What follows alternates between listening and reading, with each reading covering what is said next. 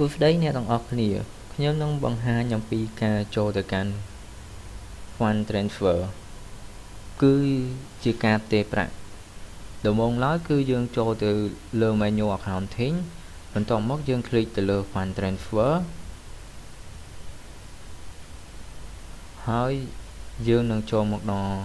list របស់ Fund Transfer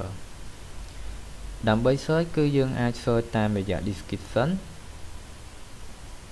យើងអាច search តាមរយៈ user យើងអាច search តាមរយៈថ្ងៃខែយើងអាច search តាមរយៈសាខាហើយយើងក៏អាច search តាមរយៈ currency ដែលយើង transfer ជាប្រភេទប្រាក់ដុល្លារឬមួយក៏ជាប្រភេទប្រាក់រៀលបន្ទាប់មកយើងធ្វើការចុចលើប៊ូតុង search ហើយវានឹងបង្ហាញ result នៅខាងក្រោម